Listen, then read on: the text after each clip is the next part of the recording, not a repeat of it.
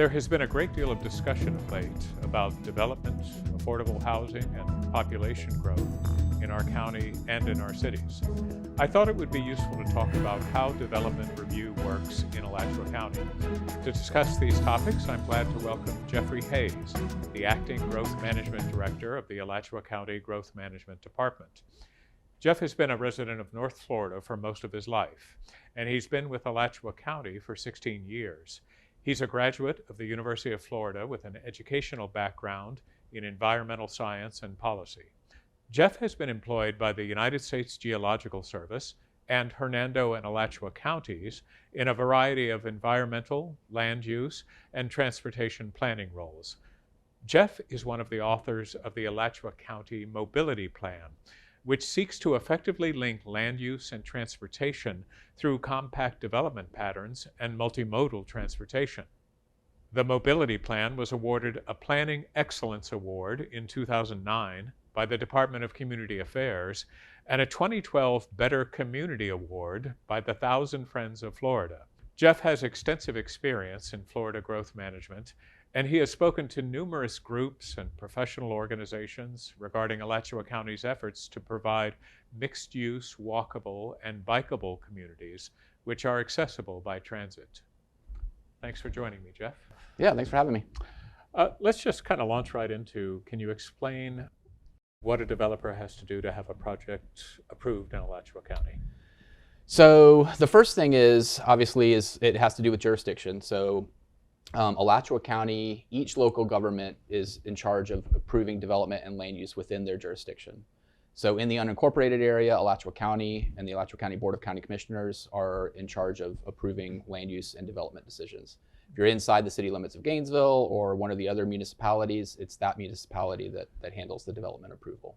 Now, I understand there is one caveat to that, and that comes to environmental protection. Right. So Alachua County does have countywide stormwater regulations and countywide natural resources regulations. And so our environmental protection department does get involved in any natural resources or water quality issues countywide, even if it's in a municipality. Does that include like protecting wetlands? Is that a countywide? It does, yes. We have a countywide wetlands code, and so any kind of impacts to wetlands would be reviewed through our county environmental protection department.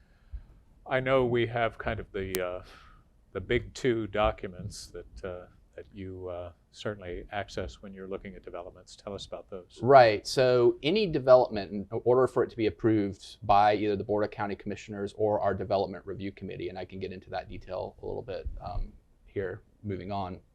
Mm-hmm. Any development has to be consistent with our comprehensive plan and our Unified Land Development Code, which are our land development regulations. And I know we don't have 2 hours for this interview, but can you tell us kind of in a nutshell, what is the comp plan? So the comprehensive plan of Alachua County, and every local government has a comprehensive plan. It's the broad policy framework. So it has lots of policies. There's different elements to the comprehensive plan. There's a future land use element. There's a transportation mobility element, there's a housing element, there's an energy element. There's many different elements that set up the broad policy framework for growth and development within the county. And then the Unified Land Development Codes are kind of the partner to that. Exactly. So the Unified Land Development Code is where you actually get into more specifics. So our zoning is a part of our Unified Land Development Code. Any sort of specific regulations on density and intensity, and how developments are actually designed, all the engineering requirements, those are all part of our land development code. And these things are not just documents that are out there that counties give or get. These are things that are approved by the county commission, and I know there's an exhaustive process in updating them and keeping them current. Right. So ultimately, these are the documents that belong to the Alachua County Board of County Commissioners. They set the policies in the comprehensive plan, and they set the regulations in our land development code. Any changes to those documents that are proposed, any revisions that are either proposed by maybe county staff or by an individual property owner, have to be reviewed by oftentimes the Planning Commission, which is our citizen board that reviews and makes recommendations, and then ultimately moves on to the Board of County Commissioners, who makes final determinations on those changes or revisions. And cities have comp plans as well. Is that correct? Yes, every jurisdiction in Florida, every local government has a comprehensive plan that any development, growth and development has to be consistent with. All right, so let's say I've got a project. I want to start the process to have it reviewed? I come to growth management, or I do it online. What is the first step? Yeah, typically we would have a pre-application conference with any property owner or developer who was looking to do a project, where we would go over what they were trying to do. And we just do a very cursory review of the comprehensive plan, making sure that the density or the intensity of the development is going to be consistent with that. We go through any issues. We sort of do a desktop review of our geographic information system, look for any environmental issues, transportation issues that would be specific to that piece of property. And then if it looks like it may be consistent with our plan and the Unified Land Development Code, the applicant then will actually submit an application. And the first step, we have a two-step development review process in Alachua County. We have a preliminary development plan, which is often sort of a bubble plan. It's not the detailed engineering drawings. It's more, the important thing for that plan is making sure the environmental resources are considered, the tree preservation areas are considered, any access points that are going to be to the transportation network. Those are the things that are considered. And then ultimately that the density intensity of the development that's proposed is consistent with the comprehensive plan and the Unified Land Development Code. So when you get past that bubble stage, they present a more kind of formal, detailed plan? Exactly. So depending on the size of the development that's proposed, and as an example, anything over 25 units, actually it's the Board of County Commissioners who approves that preliminary development plan. After that is approved, then the applicant and the developer and the engineers will actually develop the detailed engineering drawings, which have things like the stormwater design, which have the detailed pavement design if they're building new roads, that kind of detail. And that goes to a final development plan, which is ultimately approved by our development review committee. But it's also through a public hearing process, so the public is invited to each of those steps in the process. Now, I want to make sure I understand. It's a little confusing to me. So there is an automatic. If it's 25 units or more, then it's automatically going before the county commission. Is that correct? Exactly. So the county commission set into our Unified Land Development Code that any project that was greater than 25 residential units would come to them for reviews so that they could be a part of that review. And then it also goes to the development review committee? Right. So okay.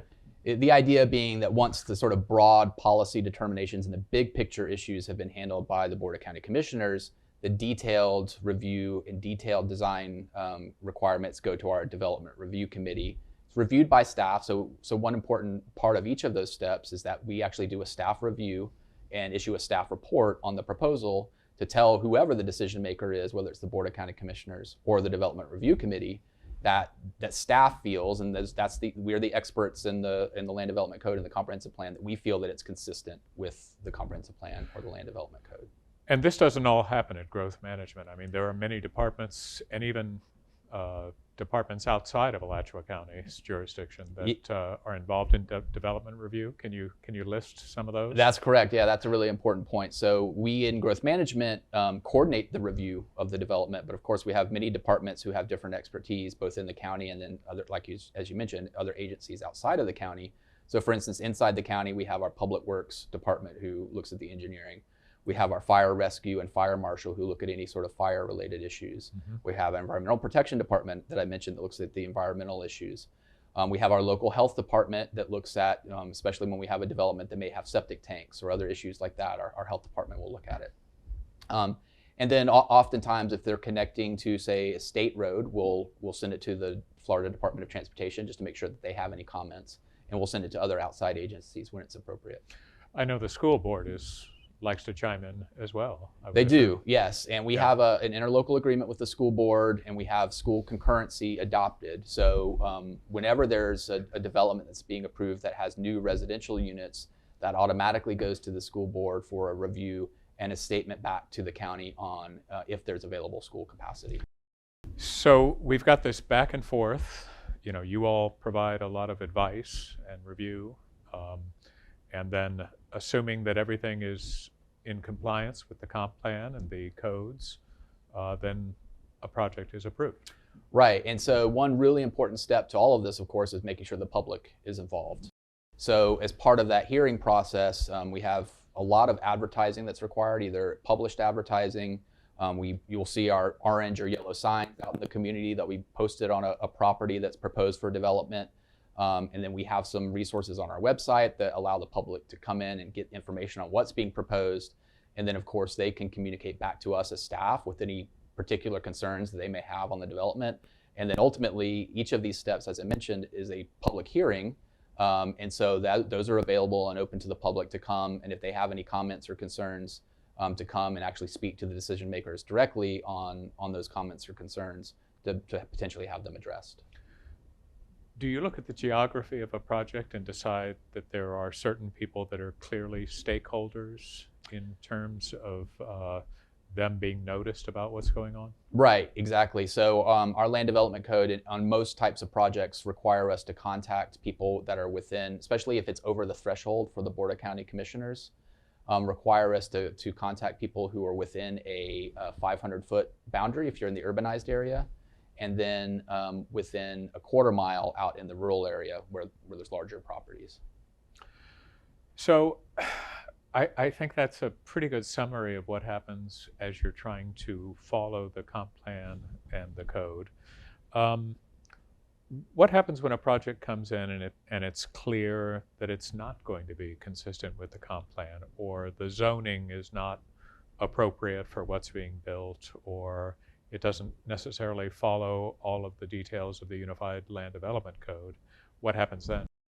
So there's a couple options. One, we would ultimately, when an applicant comes in and we see any of those issues, we would raise it with them, and sometimes that application doesn't go forward. If there are changes that the applicant or the property owner would like to propose, we do have, as I mentioned earlier, the ability to amend those documents, either the future land use map of our comprehensive plan, specific policies within our comprehensive plan. So what we'll do is we'll look at the issues, we'll let the applicant know and let them know, if it would require changes, and they can decide. We have a comprehensive plan amendment process. We have obviously the rezoning process that's available, and you can actually do a private amendment to our Unified Land Development Code. But in each of those instances, ultimately the project or even the change to any of those documents has to be found consistent with the broad policy framework of the Alachua County Comprehensive Plan. So that's really important to keep in mind. Jeff, as people kind of debate what can county commissioners or city commissioners or any governing body do in terms of approving or disapproving development, one of the things that I hear frequently is by right. There are certain rights that property owners have when it comes to development. So can you give us an idea of what by right is, and maybe address just what authority and power and discretion county commissioners have? Yeah, and that's a great question. Certainly all property owners have property rights that are associated with owning that property. A good way to think about it is the county commission, for instance, has the most discretion actually in setting up the property rights at their comprehensive plan stage. So that's when they set their future land use map and their broad policies. And that's a legislative decision. It has to be based on data and analysis, but the county commission has their most discretion there.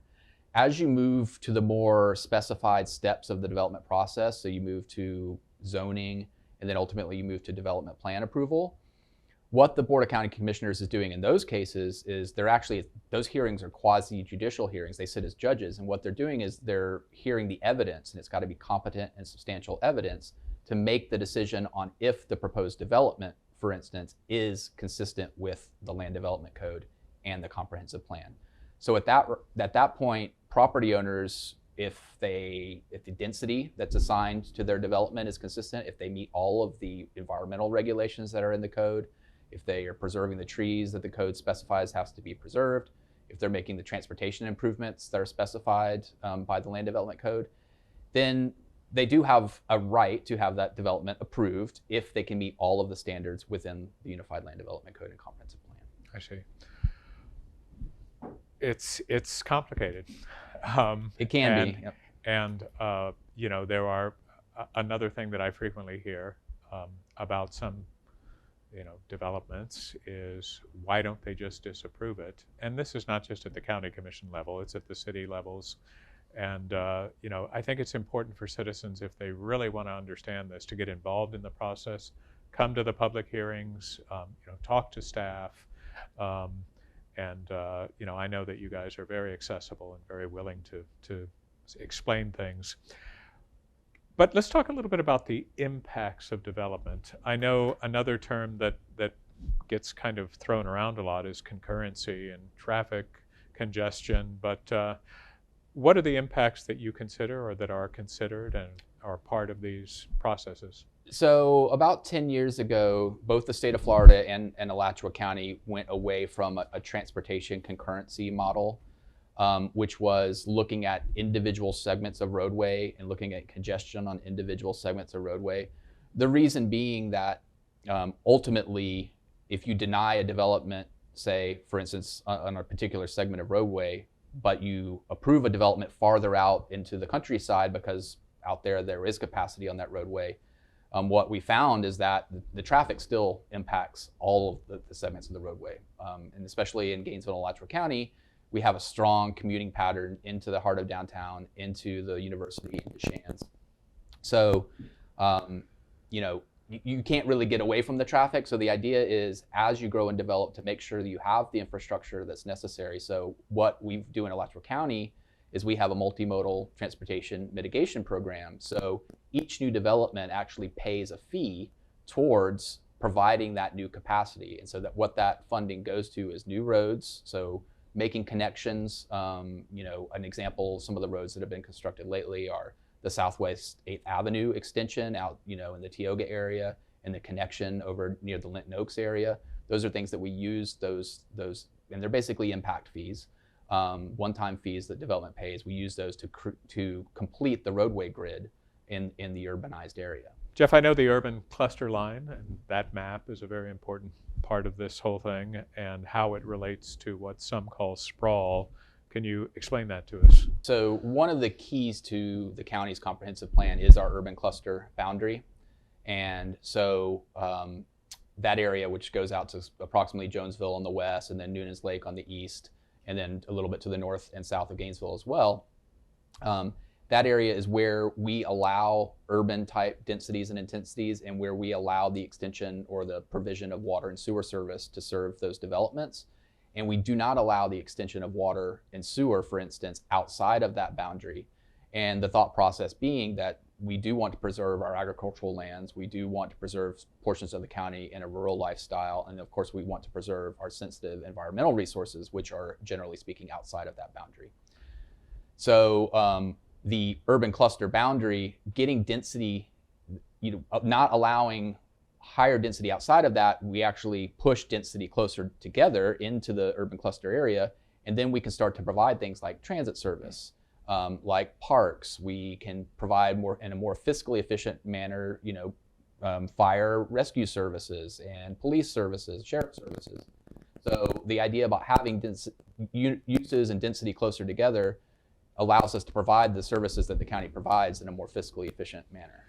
And then, of course, because of the generosity of Alachua County voters, who 3 times have voted to tax themselves to purchase conservation lands, I know we're buying up important strategic ecosystems, lands, wildlife corridor lands at as rapid a clip as we can, and this is how the plan all fits together.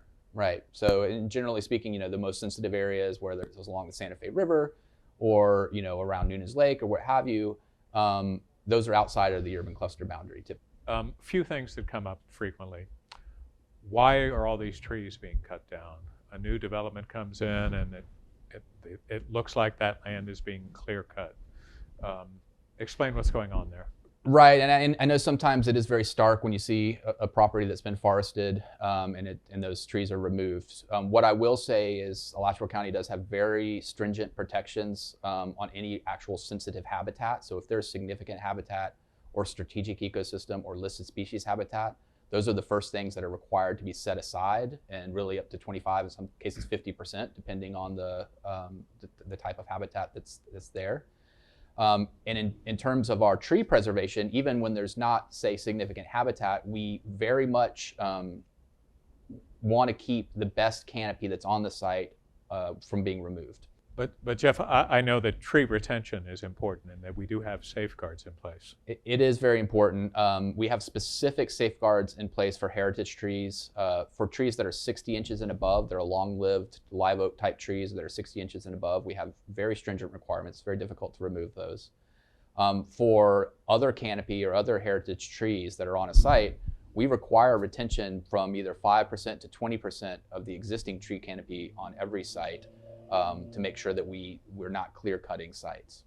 Also, I mean, you may see the area where, for example, a multifamily apartment complex is being built, but as that parcel came in, you were looking at the entire parcel, and what you don't see necessarily is what is being protected as part of that parcel. That's correct. A lot of times you see areas cleared, but you're not understanding that the area you're not seeing cleared is part of that parcel.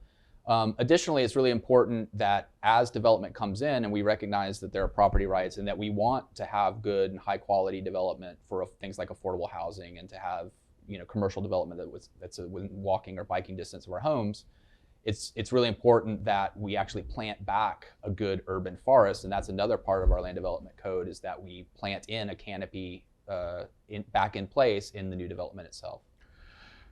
We're almost done, but another thing that I hear with some frequency is, why don't you just stop development for a while? Just put a moratorium on it and just stop it for a while. And that's a good question. There are the ability to do moratoria in Florida for very short time periods and for very specific purposes. What I would say is that, as we recognized earlier, there are property rights that are associated with the designations we have in our comprehensive plan and our land development code and our zoning. And the state of Florida has very strong property rights protections. And so we can't stop development forever. I think the most important thing for folks to understand is that we want high quality development. We want development that meets the standards of our community, and development that will be a amenity ultimately to the community as it grows. Remind people in general what citizens can do to be part of this process. That's really critical, because every step of the planning process needs to be and reflect the community's values. So one thing, just with development, we have our Map Genius program, so it's mapgenius.alachuacounty.us. That has a lot of information on all kinds of projects. We have, related to that website is our development projects website, which shows when we have new developments coming in and what stage of the process they're in. We have a public comment website that's available to the public, that whenever you see a project coming in and you want to make a public comment or you want to be a party at the hearing, we have a website that's available for folks to go online. And of course, our phones are always available. Our staff is always available to answer questions, to take comments on any development, so that we can make sure that any comments that the public has on a development or a comprehensive plan amendment or what have you is offered to the decision makers, who are the Board of County Commissioners. Great. Well, this is great information. It can be complicated, but thanks for making it a little simple for us. Thanks, Jeff. Thanks for having me. Yeah.